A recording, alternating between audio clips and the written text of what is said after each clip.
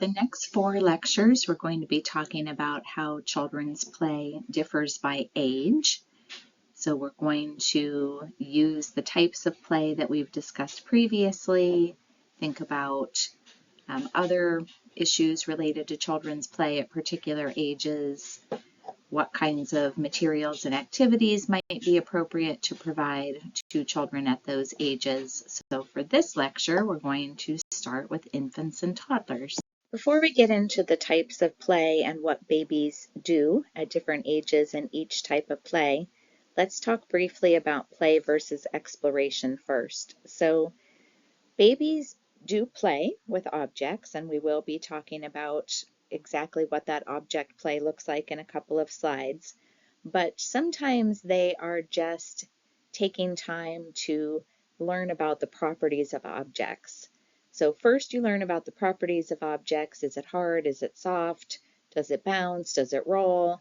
Does it have sharp edges? And then once you have learned about the properties of the objects, once you've used your sensory motor abilities to check it out, then you can actually play with it. You can construct with it. You can engage in dramatic play with it.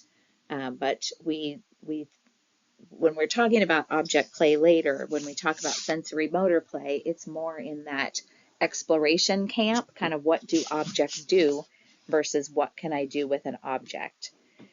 So when babies are engaging in exploration, they aren't exhibiting some of the hallmarks that we think of when we think about the definition of play. So they're not kind of having that joyful, positive, emotional experience.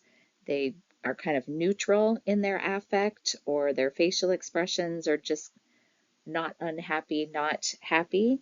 It might be mildly negative. Maybe it's a little anxiety provoking to explore something new that you haven't explored before.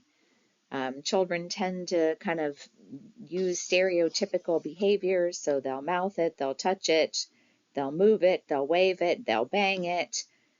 So they kind of have an agenda that they use when they're exploring objects in the environment.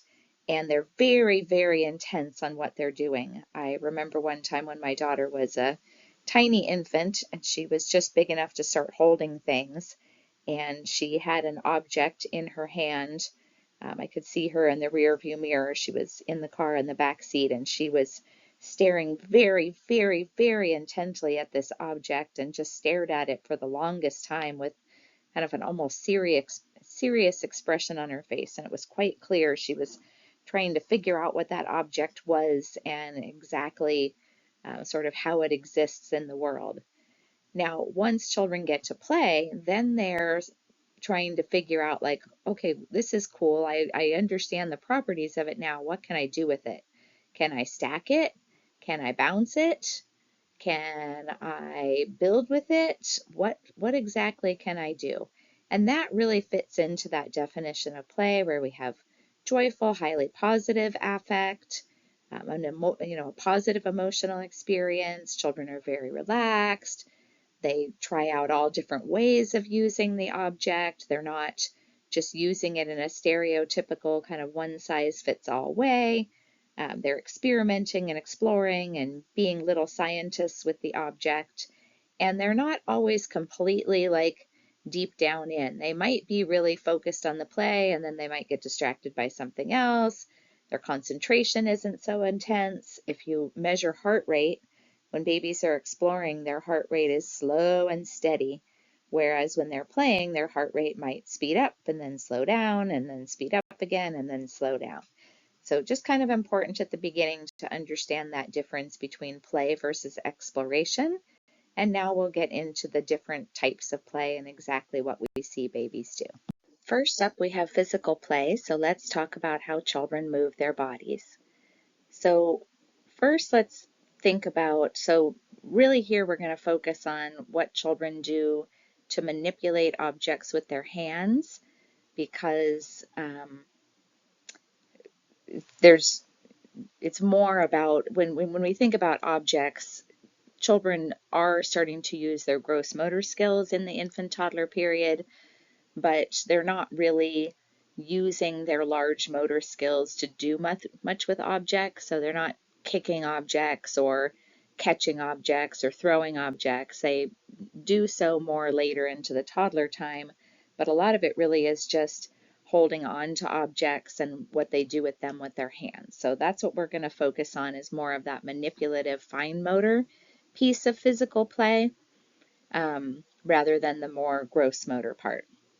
So in terms of fine motor and manipulating objects, we expect babies from about 1 to 4 months. Mostly they're just watching and looking and moving their bodies, so they're swiping at things. If you put an object in their hands, they will grasp it, but they're not really very much in command of their bodies at this point. It's kind of reflexive action, and then it eventually transitions into holding on to objects. And first, when babies are holding on to objects, they're exploring them like we talked about a minute ago, and then later down the road, they will play with them after they have done all of that exploration. One thing that's important to know here is that when you put something in baby's hands during this kind of 1 to 4 month period, their hand, it will grasp around the object, but it's involuntary. If you put something in a baby's palm, it will automatically curl its fingers around that object, but babies don't have the ability to direct themselves to let the object go. It just kind of happens eventually. Their hands get tired and they open up their fists. So at the beginning, it's just grasping that's not voluntary, it's involuntary, and they're not really doing much with the objects. Once children get from 4 to 12 months, that's when they start really being able to have control over the objects that they're holding and control over the objects that they're exploring. Something important that happens in this phase is the ability to bring their hand to the center of their body. So let's say that you're holding an object in your right hand and then you pass it to your left hand. That's called crossing midline. The midline is the center of your body, and it's very important for children to be able to have something in one hand and pass it over to the other hand, crossing midline. That's actually a sign of neurological health and well-being, and if babies are having a hard time having their hands cross midline, then something may be neurologically going on there. Then children are able, once they can cross midline, then they're able to start using their hands independently, but to accomplish tasks together. So you can see that the baby in this picture is holding the ball with one hand, and it almost looks like they're holding onto the drawer with the other. So they can use one hand to drop the ball in and the other hand to manipulate the drawer, or they can use one hand to put objects into a bucket and then use the other hand to hold on to the bucket. So the ability to be able to use the hands to work together, but each doing something independent, is also an important developmental milestone. And then definitely by the time babies get to 12 months plus, they're able to do many physical actions with toys. So they can drop toys, they can roll toys, they can bounce toys, they can put toys in containers, they can put toys in holes. You can see also in this picture that up towards the top right, there's a hole that the ball could go in, and then the ball would come down into the drawer. So lots of things that babies are able to do once they get past the age of 1 in terms of physical manipulation of objects. Next up is object play, and for object play, we're going to be conceptualizing what young children do with objects in relation to Piaget's cognitive developmental theory. So if you remember from talking about our theory lecture, Piaget believed that how children think, their ability to think about the world, dictates their behaviors and their interactions with objects and people in the world. So essentially, children can't do things that they aren't able to think about. So babies have limited thinking abilities, according to Piaget, and therefore have limited ability to interact physically with the environment. Now, we do know from more recent research that babies can do more than Piaget gave them credit for, but because of their limitations in physical skills and their limitations in language, that partly contributes to why they aren't able to do a tremendous amount with objects, especially at the beginning of their life.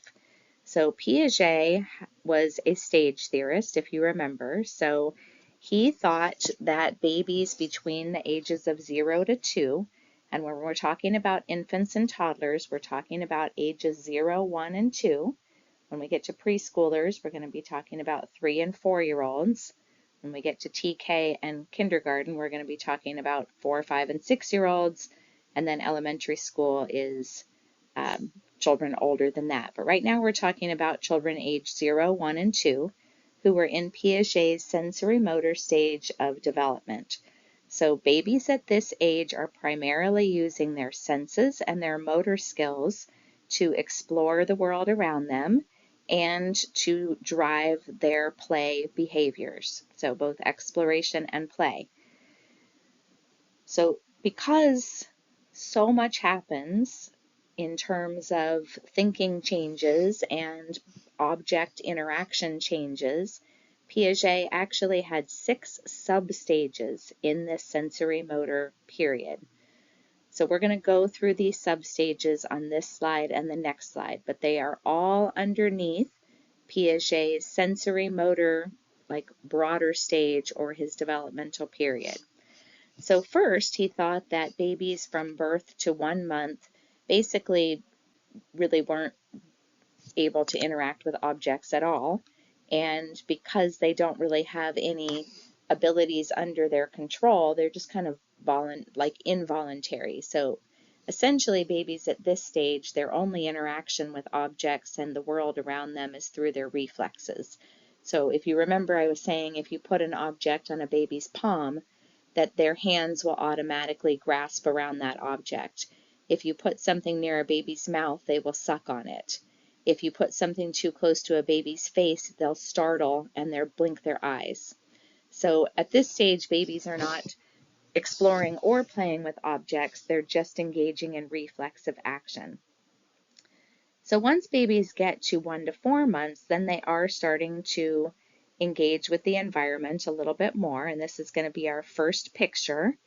We didn't have a picture for the reflexive part, but he called this first stage primary circular reactions. So Piaget had a lot of language that was unique to him, and circular reactions was one of those bits of terminology. And basically all he meant by a circular reaction is that you do something, and when you do it, it has an effect on the environment, which causes you to do that thing again to recreate the effect. So it's circular. I do something, there's a reaction, I do it again, there's a reaction, and it just is like a wheel and goes round and round. So in the primary circular reaction stage, babies are using their reflexes, which are now under their control, to do things for pleasure. So a baby, you can see in the picture, the baby is sucking on their fist. So a baby may have accidentally found their fist and started sucking on it, and now they've realized they enjoy doing that, and they will purposely do it again. So their hand is the object that they're exploring, and their reaction is I put my hand in my mouth, it feels nice. I put my hand in my mouth again, it feels nice. So that's the circular piece. When children get to secondary circular reactions between 4 and 8 months, then they repeat actions that they enjoy doing with actual objects. So let's say, so it's not in primary circular reactions, they were using their own bodies to elicit this circular reaction. Now they're using objects that are outside of their body. So you can see the baby in the second picture has rattles. The baby shakes the rattle, they like the sound, they shake the rattle again to make the sound, they like the sound, they shake the rattle again to make the sound. So they are repeating actions that are pleasurable. They giggle so that their caregiver will play peekaboo. They drop something off the high chair, so the baby or the adult will continue to do that, right? So they are fully enjoying the limited power that they have over the world and objects in it. Now, the next picture is actually on the next slide. So you see the picture of the baby walking with the blocks, and they're carrying a block, and that's tertiary circular reactions. So we'll talk about exactly what that means on the next slide. Before we talk about tertiary circular reactions, the baby with the block and the block tower, we need to talk about coordination of secondary circular reactions first. So this is babies 8 to 12 months. So these are babies who can now crawl and maybe are starting to walk.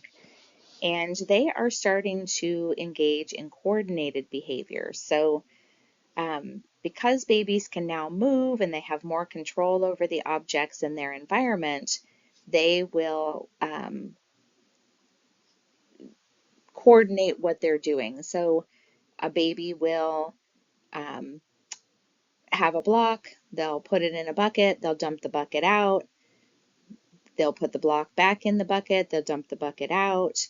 If you're trying to hide things from them, they can find it. So there's lots of things that babies can now do that shows that they are doing one action, filling, and then another action, dumping. Before, the baby was just shaking the rattle. Now they are doing something with the rattle, then they're doing another thing with the rattle, and they're coordinating those two behaviors together. They push something along the floor, they crawl, they push it, they crawl, they push it. So more sophisticated in terms of what they're able to do. So they're taking different reactions, circular reactions, and putting them together. So before, waving, bang, like shaking something, now they're going to take dumping and pair it with filling, and take pushing and then pair it with pulling. So we're taking separate secondary circular reactions and putting them together to achieve some sort of goal. So then we have tertiary circular reactions, and that was the picture on the previous slide, the one with the baby walking with the blocks, because between 12 to 18 months, babies should be walking and moving about independently with a fair amount of ease. So this is when babies start to experiment and try new things with objects. So before, they were doing things with objects that they had been doing for a while, kind of putting together those things. Now they're going to think, well, that bounces. Let me see if that one bounces. That fits in the hole. Let me see if that one fits in the hole. So they're trying out new stuff, and they're exercising really creativity and kind of more true play for the first time. So that baby who has the block is going to see what different kinds of things can I build with the blocks? How can I stack the blocks? What happens if they fall over? What can I do instead? And that is going to segue into 18 to 24 months, where babies start to do problem solving. Now, a big shift here is that when babies were being creative in tertiary circular reactions, they were using trial and error. So let's say that they had a shape sorter and they were trying to get the circle shape in one of the holes. They're just going to randomly try all the holes until they find the right one where the circle shape goes. That's trial and error. A baby at 12 to 18 months can look at the block, look at the circle block, and then look at the hole and realize, those look kind of the same as each other. So they're doing like mental problem solving before they try out a solution, which is a very different kind of problem solving than the trial and error that came in the tertiary circular reactions phase. Another thing that babies at 18 to 24 months can do is anticipate what the effect of an action is going to be. My kids had this toy when they were little that you dropped balls in the top, and then the balls would end up popping out of different holes. Once babies get to about 18 to 24 months, they can kind of look and visualize and figure out where that ball is going to come out of, and oftentimes go stand next to the right exit area for where they put the ball and be right, because they're anticipating what the effect is going to be of the event that they caused. So definitely much more in terms of cognitive skill as children move along towards age 2. So now it's time to give you some age information about dramatic play. So if you notice this slide, we do not start at age 0. We are not talking about the first year, because if you remember, I did say in our types of play lecture that dramatic play does not start until the age of 1. This is because babies do not have the ability to think in symbols until they are about 12 months old. Piaget had a little test where he would put objects under a blanket, and babies before about 10 to 12 months old can't seem to figure out where the blanket or where the object went. When it goes under the blanket, it just seems to disappear, and they don't know where it has gone. They don't look for it. They just act like it has vanished. Whereas babies, when they get closer to age 1, you hide an object under a blanket and they immediately reach under the blanket to try and find the object. And Piaget took this as evidence of something called object permanence, where children understand that objects are permanent in the world, that they don't just disappear, because they can mentally hang on to an image of the object and realize that it went somewhere.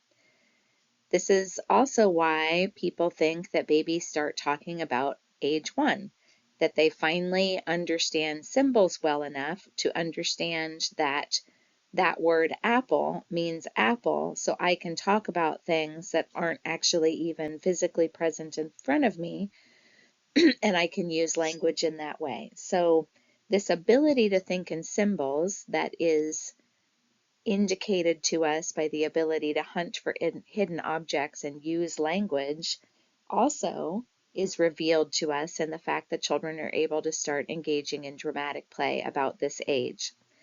So we're just going to kind of review some of the types of play that we talked about earlier.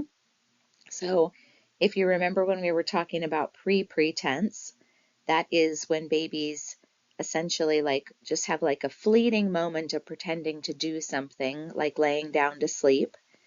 And self-pretend is when babies pretend to do things that have been done to them, like changing a doll's diaper or pretending to feed a doll, because those are things that they've personally experienced. So babies from 12 to 18 months, so a year to a year and a half, they are doing this pre-pretense and self-pretend. Now, in terms of objects, they need to have realistic objects, or they're not using any objects at all. So they may not be using objects in their dramatic play, or they need things to look pretty much like the real thing. They're not going to be doing object substitution, and they're not going to have a sequence of play events. So if they do engage in self-pretend, they might feed the baby, but then they're not going to prepare the food to feed the baby, and then they're not going to do the dishes after. They're just going to feed the baby, because they're not engaging in a sequence or a script, a storyline for their dramatic play. Once children get to 18 to 24 months, then they start to incorporate some of these things that they weren't doing before. So then they start to add in other pretend, where they're pretending to do things that they have seen other people do, like go shopping at the store or make a meal or talk on the phone. They start to include object substitution, and you start to see a little bit of sequencing in their dramatic play, although very brief. Once children get to about age 2, they can start incorporating imaginary objects, pretending that things are there that aren't actually there, and they can do active agent, where they can take little mini figures and pretend that they're alive and give them movement and all that kind of good stuff. A lot of times the first pass through with active agent is like little cars and driving them around and making vroom vroom kinds of sounds. It's kind of an early active agent enterprise. So that's what we expect to see with dramatic play.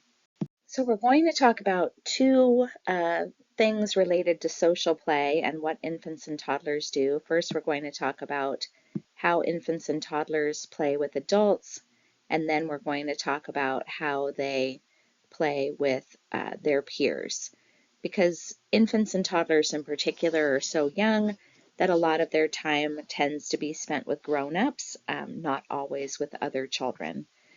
So here I just wanted to tell you a little bit briefly about the difference between infants and toddlers' interactions with women versus men. So even though as we move along being more modern and fathers are doing more home care and child care and being stay-at-home parents and those kinds of things, there's still data to show that mothers tend to be more in the caregiver role and fathers tend to be more in the play partner role, particularly at home. When we think about professional settings, early childhood settings, there just aren't many men in those settings. Most early childhood educators tend to be women.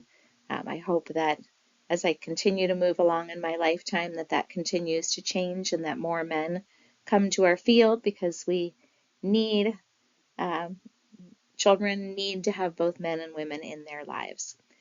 When we do look at research, though, in terms of how men versus women interact with young children, women tend to engage in less rough and tumble kind of physical play. Fathers are more physical.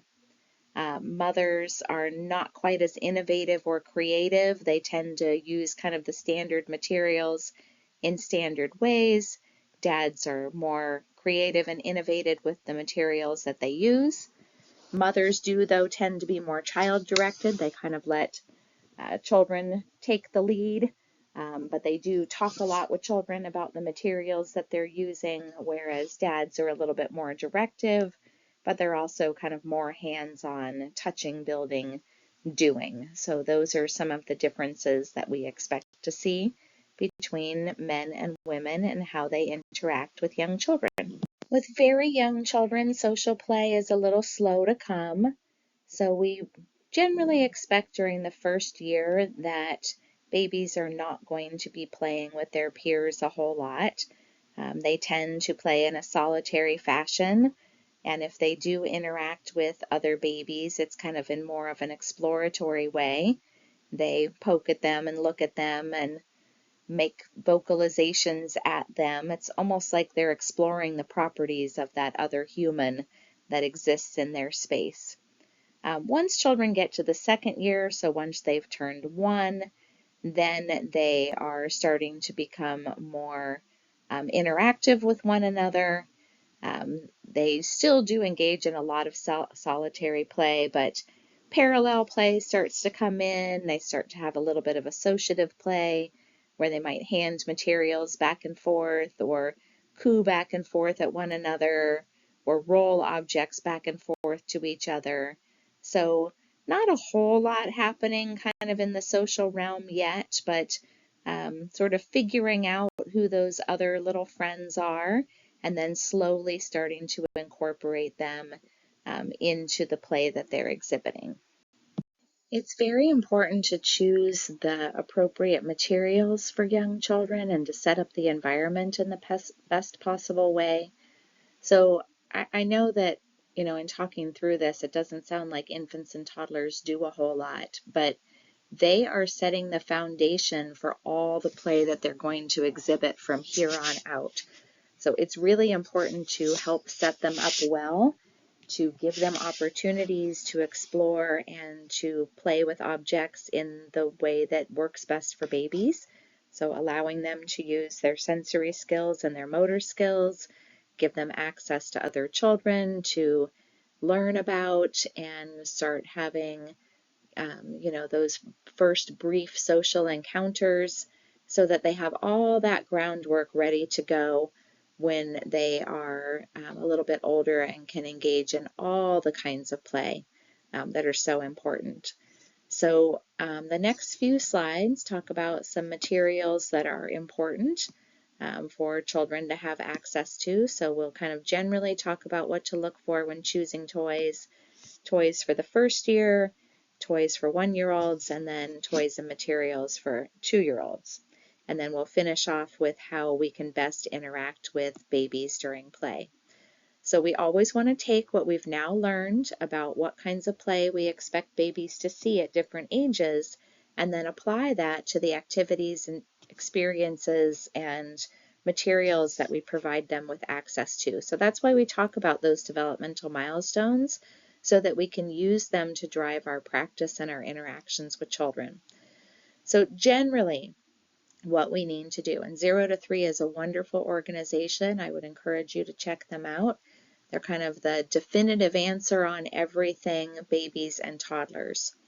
So like I was just saying, we want things to be age appropriate. So we want to think about where children are at developmentally and then choose materials that match children's developmental skills and ability. They should absolutely be safe. So babies can choke on things very easily. You should invest in a choke cup. They're just little plastic containers, and if something fits inside it, then it is a choking hazard and should not be used with babies. You've got to pretty much assume that they're going to put everything in their mouth. And if you don't want them putting something in their mouth, then it shouldn't be available for them to have. Toys should be something that babies can use in a variety of ways, because this is sort of the whole point of being a baby, is checking out objects. So remember, what can an object do and what can I do with the object? So you want to give babies objects that can be explored in multiple ways and that can do multiple things, so that babies can really engage in answering those two questions and allow them to utilize their new creativity and problem-solving skills. Everything should be something that babies are allowed to do with high interaction, so it shouldn't be anything that we have to show them or teach them, or that they have to use in a particular way, or that they need our help to be using. It should be things they can use independently in the way that they would like to use it. We want to have various kinds of things, so you don't need to have tons and tons of toys, but you want to make sure that there are things that children can use all their developmental selves with, so that they can engage their senses, they can use their motor skills, they can use their cognitive skills. So high quality things that can do all the good stuff, and a few of them is better than a whole bunch of things that can only do one thing. So this is just kind of a general look, the little chart on the right of the slide, and then we'll dig into the specific ages a little bit more. But basically, very young babies, we want to focus on things that you can explore with your senses, the motor skills that encourage hand-eye coordination and allow for those cause and effect circular relations. Babies who are about 1 to about a year and a half, things that allow them to enjoy their mobility, or they're able to move around, a little bit of pretend play stuff that allows them to start recognizing who they are, like mirrors, and things that allow for problem solving. And then once babies get to a year and a half to 3, imagination, creativity, things that encourage spatial skills, fine and gross motor skills, and social and cognitive growth. So now let's dig a little bit into the ages specifically. First up is our infants, our 0 to 1-year-olds. So these are things that we should be looking for. So if you're going to spend a little bit of money, or you're checking out all those yard sales, these are the things you should be looking for. So non-mobile infants, 0 to 6 months, they may be able to sit up, but generally they're not moving. They can roll and sit. They're not crawling or walking generally yet.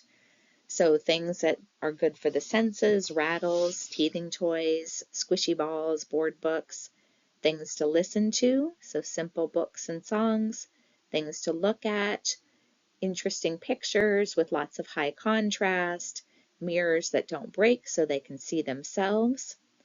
Once babies get to be mobile, so they're pulling to a stand, cruising furniture, crawling, potentially walking, we want things to start to pretend with, because remember, they're going to start to do that self-pretend once they hit about 12 months. So baby dolls, little chunky vehicles that are definitely not choke worthy or small enough to choke on.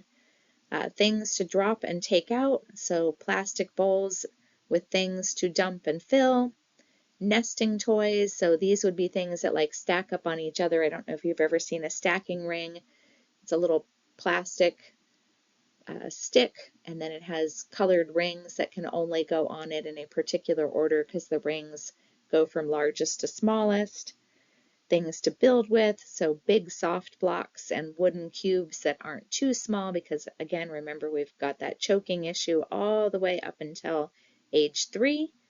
Things to use the large muscles with, so large balls, push and pull toys, things to crawl over and under. Sometimes you can buy like big squishy soft climber things that you can put inside classrooms. Push and pull toys would be like the old school poppers where you like walk along behind them and they make like a pop, pop, pop sound. So all kinds of, and a lot of these things are very traditional materials. They aren't necessarily anything fancy and new. They're kind of time tested, and children have loved them for a long time. Just make sure that they're safe. Good stuff for our 1-year-olds. So 1-year-olds definitely have books, little board books with good illustrations and photographs of real objects. There's a great author named Hannah Hoban. She has some great books for babies that have lots of real objects to look at and nice, big, easy to recognize kind of pictures, play songs, do rhyming things, read books that have rhymes, tell stories that have rhymes, have lots of pictures to look at spread around the environment, some things to write and create with, because 1-year-olds are starting to make their first marks on paper or other surfaces, but you want to make sure that the paper is big and thick and that the crayons or washable markers are chunky so that they're easy for young babies to hold on to because they don't have an adult-like grip yet. Things to pretend with, because now those babies are doing self-pretend and other pretend. They are starting to introduce object substitution, but honestly, all the way through the infant toddler period, they really like things that look realistic, and that's sort of the best props for very young children. So toy phones, dolls and doll beds, baby carriages, dress-up items, puppets, stuffed toys, plastic animals, plastic and wood realistic vehicles. Stuff to build with, so blocks again. We do want to make sure, though, that they're not a choking hazard. We still need to be careful with that, but they can be a little smaller than what infants were using. And then lots of things for large and small muscle development. So puzzles, I would recommend like 3 to 5 piece puzzles, and they have these great ones with little like pegs to hang on to help you put the pieces in and out. They're generally made out of wood, and then the base that they fit into is wood. Pegboards where you're putting a like post into a little hole, and toys with parts that do things. So dials, switches, knobs, lids. I don't know if you've ever seen like those busy boxes where you like push a button and then something pops out of the box, and large and small balls. Last but not least, we have our 2-year-olds. So 2-year-olds are now fully walking, running, going up and down stairs, probably with not alternating feet, but like one foot and then the other foot comes, and then one foot and the other foot comes. But there's a lot of things that 2-year-olds can do in terms of their motor skills, their cognitive skills. They're starting to be a little bit more social. Remember, in that 2nd year, we really were expecting to see children starting to move past solitary play into more parallel and associative play. So they're also now not in the era of, not being able to have symbolic thinking. They, think symbolically. They can solve problems mentally. I mean, not very significant or serious problems, but they can do some mental problem solving. So definitely have moved along kind of the pathway and require things that are a little bit more sophisticated. So wood puzzles with 4 to 12 pieces, big blocks that snap together. So there's something called Duplos that tend to be bigger than Legos. Those are a good one. objects to kind of sort and put into categories. So like pattern blocks where you can put all the circles together, or you can put all the yellow items together.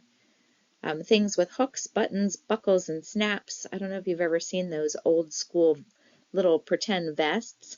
So it's like almost like a little busy board, but it's got like, it looks like a little piece of clothing, and you can button it and you can snap it, and it has zippers so that children are practicing their fine motor skills and their self-care skills at the same time. Things to pretend and build with, so blocks, transportation toys, construction sets, child-size housekeeping items, because remember, realistic items are still very good for this age. Dress-up clothes, dolls, sand and water play toys, because I still love sensory and motor all the way up through this period. Things to create with again, so we still have those large crayons and markers and chunky paintbrushes, but now we can have toddler safety scissors. They have a blunt tip so children can't hurt themselves. Chalkboards, kind of chunky musical instruments, picture books with a bit more detail so they don't have to be quite as simplistic anymore. Different kinds of music. Children love music of all kinds. And then things for using their large and small muscles. So large and small balls again. Now they can have the little tricycles where you push it with your feet instead of pedals, not quite yet. Little low climbers with little teeny tiny slides. You can get things where they can pound with little pretend hammers and have like big chunky pegs that they can hammer into something soft. So all different kinds of materials that 2-year-olds can use. I wanted to end with some tips on how to best interact with infants and toddlers while they're playing. So one, again, this is not directive instruction. Really with young children, we shouldn't be doing that much directive instruction at all, and definitely not with infants and toddlers. We should be following the child's lead. We should be providing all these fabulous materials that we talked about on the previous slides. We should have great environment set up, and then we should just be ready to play and see what the child wants to do. I was watching in an infant room one day, and it was ages 1 to 2, and the baby read, like the caregiver, the baby showed interest in a book, the caregiver would show them one page, they'd get distracted by some other toy, so the caregiver would segue over to that. Then they looked interested in the book again, so the caregiver would segue back to that. So it really is whatever they want to be doing. That is following the child's lead, letting them tell you what is interesting to them and what they want to be doing in the moment. No matter what the age of the child, we should always be scaffolding in the zone of proximal development. So never giving more help than a child needs, but making sure that we give enough so that they can accomplish the things that they are interested and want to do. So one way that we can scaffold, another example is, let's say that we can see that a baby is interested in pulling to a stand. We can bring in furniture that's low and heavy that gives them a platform to be able to pull to a stand so that they have the things that they need to be able to accomplish the next skill that they're ready to accomplish. This requires us to be sensitively attuned, to always be paying attention to what signals the child is giving off. Are they interested in playing some more? Are they ready to stop? Were they looking at that particular object? Are they done thinking about that particular object for the moment? So always being in tune with their desires, their interests, their developmental abilities, their moods, whatever it is that we can provide support with. I will come back to repetition, but I do want to jump for a minute to adapting to the child's interest and temperament, because this is part of being sensitively attuned. So all children are born with a different way of interacting with the world than another child. So not all children are the same, and children are born different from one another. That's what temperament is. Temperament is the beginning of personality, but it's not personality yet, because personality is a combination of the innate abilities we're born with and the socialization that we've had along the way. Whereas temperament is just our biological, inborn traits and qualities, and all humans have different inborn traits and qualities. So if you are working with infants and toddlers or even preschoolers, I would encourage you to use the infant toddler temperament tool, because what you do is you put in what you know about the child, and then you put in things that you know about yourself, and you find out how well you align with each other. It's very easy to be sensitively attuned to a child that aligns well with how you like to do things. If you're a really busy person and you're interacting with a busy child, that's probably a good match. If you are very busy and the child is very slow to warm and likes to take things a little more cautiously, you might be trying to push them along to do things the way that you would like to do. It's harder to be sensitively attuned with a child who differs from you. So what this temperament tool does is, one, it shows you where you're the same and where you're different from the children that you're interacting with, but it also gives tips for how you can interact more effectively with children who differ from yourself. So it helps you to be more sensitively attuned. So back to the repetition one. Babies like repetition. They like to do the same thing over and over because that's what circular reactions is all about. It's not I'm going to do something, get a reaction, and then I'm going to go do something else. It's I'm going to do something, get a reaction, I'm going to do the same thing, get a reaction, I'm going to do the same thing, get a reaction. That's why it's circular. So it's not just to annoy you, although it may seem like that's the goal of repetition, but it is because that's how babies learn and that's how their brains work. That's how they're thinking, therefore that's how they're behaving. Remember, that's what Piaget said. So we also want to encourage peer involvement. So I know that they're not doing a lot of peer involvement yet, but if you see babies checking each other out, talk about that. Oh, I see you're looking at so-and-so, and you can see that so-and-so is playing with that toy, or so-and-so made a noise at you and you made a noise back. So encourage children in their minimal and newly developing efforts to interact with each other. Um, as much as you can, encourage that language development. Give children lots of language input and respond to their bids to participate in language with you. I would really encourage you to watch the video on this slide, the Bing video one. It talks about something called serve and return and how you can do that effectively, and which is a great tip for building children's language skills. And then finally, I would encourage you to take a look at the 0 to 3 article on some more tips for playing with babies and toddlers.